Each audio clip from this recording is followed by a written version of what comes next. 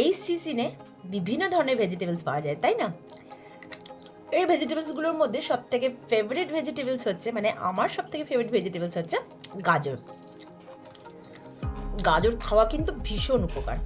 এটা আমাদের স্কিনের জন্য খুব উপকারী, হেলথের জন্য। তাই এই সিজনে খুব বেশি বেশি করে গাজর খাবেন আর প্রচুর পরিমাণে জল খাবেন। দেখবেন আপনার স্কিন ভেতর থেকে গ্লো করছে। আপনি স্যালাড করে গাজর খেতে পারেন, স্যালাডের সঙ্গে সবজির মধ্যে দিয়ে খেতে পারেন। তাছাড়াও গাজরের হালুয়া বানিয়ে খেতে পারেন। গাজরের হালুয়া হচ্ছে এমন একটা রেসিপি যেটা ছোট থেকে বড় প্রত্যেকের খুব প্রিয়, তাই না? খুব ইজি প্রসেসে কিভাবে গাজরের হালুয়া বানানো যায় সেটাই আজ শেয়ার করব আপনাদের সঙ্গে। ভিডিওটি স্কিপ না করে শেষ পর্যন্ত দেখবেন, আর ভালো লাগলে একটা লাইক শেয়ার করে দেবেন, আর নতুন বন্ধুরা আমার চ্যানেলটা সাবস্ক্রাইব করে নেবেন। আর অবশ্যই বেশি বেশি করে গাজর খাবেন আর বেশি করে জল খাবেন এই মরশুমে। আপনার স্কিন ভালো থাকবে, হেলথ ভালো থাকবে। চলুন ভিডিও শুরু করা যাক।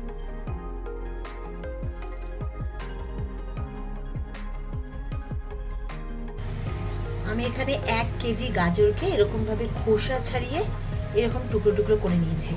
এবার আপনি চাইলে গোটা গাজরটাকে কুড়ে নিতে পারেন। তো আমি কি করবো, এখানে ওটাতে অনেক বেশি যেহেতু টাফ হয়ে যায়, আজকে যেহেতু আমি ইজি প্রসেসটা দেখাচ্ছি, তাই আমি এটা মিক্সিতে দেবো। মিক্সিতে দেওয়া মানে জাস্ট একটুখানি, মানে বেশিক্ষণ না, মানে পেস্ট করলে হবে না, জাস্ট সামান্য ব্লেন্ড করে নেবো মিক্সিতে দিয়ে। খোসা ছাড়ানোর টুকরো টুকরো করা গাজরগুলোকে আমি মিক্সিতে দিয়ে দিচ্ছি। মানে একদম পেস্ট হবে না, কিন্তু জাস্ট একটুখানি 2-1 বার ঘুরিয়ে রেখে দিলেই হয়ে যাবে। দেখাচ্ছি কিরকম করতে হবে। এই দেখুন, ঠিক এইরকম হবে, শুকনো একদম এটাকে ব্লেন্ড করতে হবে। পুরোটা আগে আমি করে নিই, তারপর দেখাচ্ছি। দেখবেন এই বসে বসে গাজরটাকে কুটতে হয় বলে আলিশি লাগে আমাদের গাজরের হালুয়া, ইচ্ছে থাকলেও বানানো হয় না। সেই জন্য আমি আজকে এই ইজি প্রসেসটা দেখাচ্ছি, যাতে খুব সহজেই আমরা ঘরে যখন তখন গাজরের হালুয়াটা বানিয়ে নিতে পারি। এক্ষেত্রে একেবারেই জল ইউজ করবেন না, জল ইউজ করলেই কিন্তু এটা একদম পেস্ট হয়ে যাবে। একদম শুকনো যদি আপনি এটাকে করে নেন তাহলে, আর অতিরিক্ত নয়, কিছু 2-4 বার ঘোরালেই হয়ে যাবে। এবার বলি গাজরের হালুয়া বানাতে ঠিক কী কী জিনিস আমি ব্যবহার করছি। এখানে নিয়েছি ছোটো বাটির 1 বাটি মতো কাজু বাদাম। এখানে আমি ভাঙা কাজুটা ইউজ করেছি। দেখুন, ভাঙা কাজুটা একটু কম দামে পাওয়া যায়, গোটা কাজুর প্রয়োজন নেই। এখানে নিয়েছি 1 বাটি কিশমিশ। এখানে নিয়েছি বেশ অনেকটা ঘি। এখানে নিয়েছি 8-10টা মতো প্যারা। এখানে নিয়েছি ঘন করা দুধ, ছোটো বাটির 1 বাটি। এটা একেবারে বেশি দেওয়া যাবে না, বেশি দিলেই কিন্তু গাজরটা একেবারে গলে যাবে, একদম সামান্য দিতে হবে।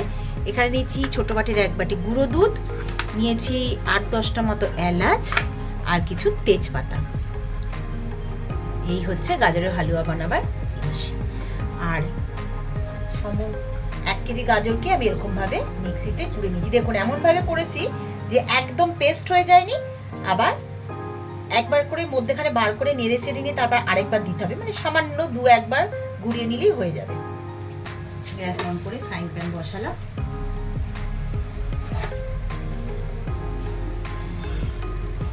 এবার এতে দিয়ে দিলাম ঘিটা। ঘিয়ের পরিমাণ কিন্তু একটু বেশিই লাগবে। আর এটা একদমই যেহেতু মিক্সি জারের মধ্যে দিয়ে করা, সেহেতু অনেকটাই নরম হয়ে যায়, তাই খুব বেশি নাড়াচাড়া করার দরকার পড়বে না, একটু ভাজা ভাজা করে নিলেই হবে।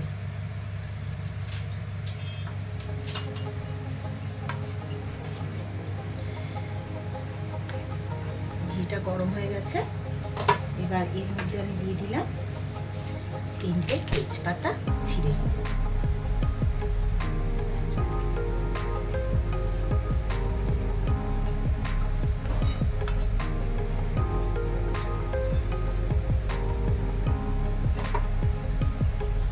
এবার এর মধ্যে দিয়ে দিচ্ছি ছোটো বাটির 1 বাটি যে কাজু বাদামটা ছিল সেটা। কাজু বাদামটা একটু ভাজা ভাজার জন্য।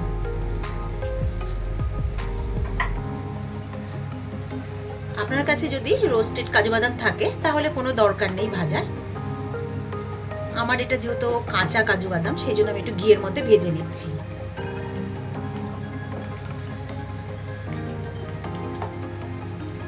যে কোনো হালুয়া জাতীয় জিনিসে ঘিয়ের পরিমাণটা একটু বেশি লাগে, আর এই কাজু কিশমিশগুলো একটু বেশি দিতে লাগে। মোটামুটি একই হয় প্রসেস। হালুয়া মানে সেটাকে একদম টাইট রাখতে হবে, শুকনো ভাজা ভাজা, সেই জন্য ঘিয়ের পরিমাণটা বেশি লাগে।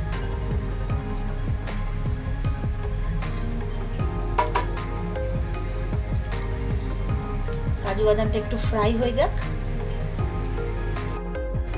কাজু বাদামটা সবসময় ঘিয়ের মধ্যে ভেজে নিলে একটু বেশি টেস্টি হয় খেতে, কারণ কাজু বাদাম ভাজলে, যে কোনো জিনিস ভেজে নিলে একটা তার স্মেল আলাদা হয়। তো এটা যখন ভাজা হয়ে যাবে কাজু বাদামটা, তখন তার মধ্যে দিয়ে দিচ্ছি কিশমিশ।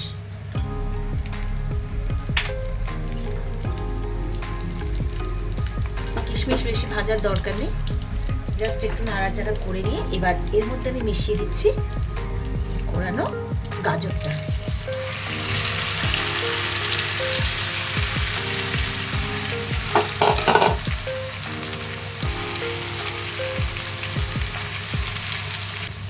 ঘিয়ের যা সুন্দর গন্ধ হচ্ছে।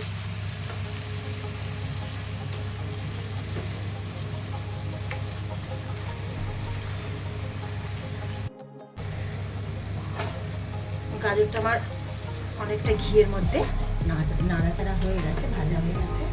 এবার এর মধ্যে আমি দিয়ে দিলাম প্যারাটা, 8-10টা মতো প্যারা এখানে দিয়ে দিলাম। প্যারাটা গলতে লাগবে তো সেই জন্য একটু আগে দিয়ে দিলাম। এবার তার মধ্যে দিয়ে দিচ্ছি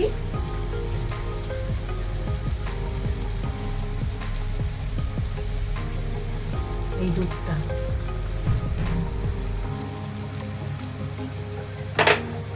আর এর মধ্যে দিয়ে দিলাম গুঁড়ো দুধ। এগুলো সব টেস্ট যাতে হয় বেশি, সেই জন্য ইউজ করা। গুঁড়ো দুধ না দিলেও কোনো ব্যাপার না।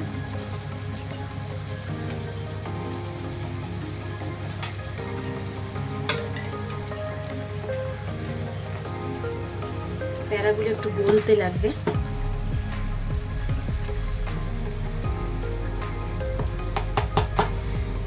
দুধটা কিন্তু আমি চিনি দিয়ে বেশ ঘন করে জাল দিয়ে রেখেছিলাম, দেবো না, অল্প দেবো।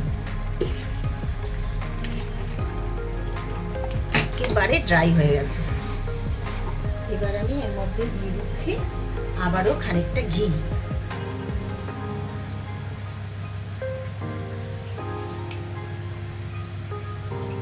বেশ ঘিয়ের পরিমাণটা কিন্তু অনেকটাই দিলাম, তাই না? পুরো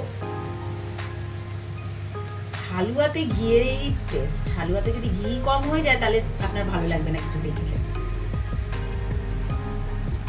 আবার উপর থেকে একটু কাজু কিশমিশ ছড়িয়ে দিচ্ছি। মানে ওখানে কাজু কিশমিশ দেওয়া ছিল, সেটা তো এখন দেখা যাচ্ছে না, ভেতরে চলে যাচ্ছে নারকেল। আর দিয়ে দিলাম এখানে বেশ কিছুটা এলাচ থেতো করে।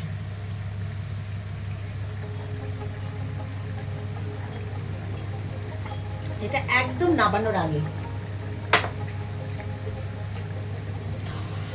নাহলে কিন্তু এই এলাচের গন্ধ, ঘিয়ের গন্ধটা অনেকটা নষ্ট হয়ে যাবে। সেই জন্য একদম নাবানোর আগে। হয়ে গেল গাজরের হালুয়া রেডি। এবার গরম গরম বাটিতে তুলে দিলে সার্ভ করে দিন। আমি একটা পাত্রে আগে ঢেলে নিই।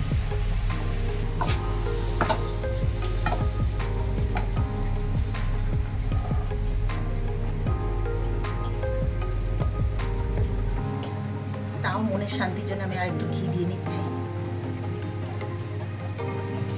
দিয়ে দিচ্ছি উপর থেকে একটু কাজু কিশমিশ। এতে কাজু কিশমিশগুলো দেখা যায়, ঢালতে গেলাম তো আবার কাজু কিশমিশটা ভেতরেই চলে গেল। রেডি।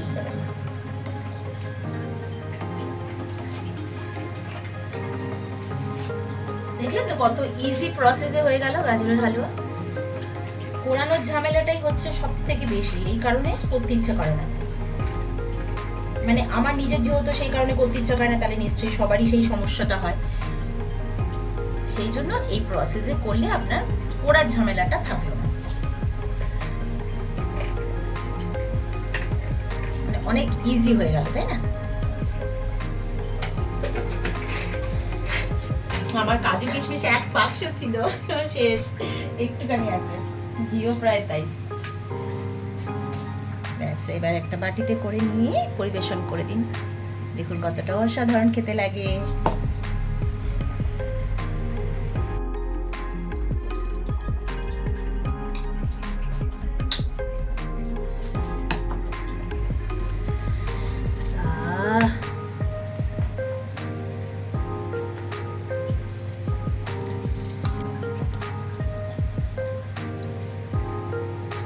ভিডিওটি ভালো লাগলে লাইক করবেন, শেয়ার করবেন।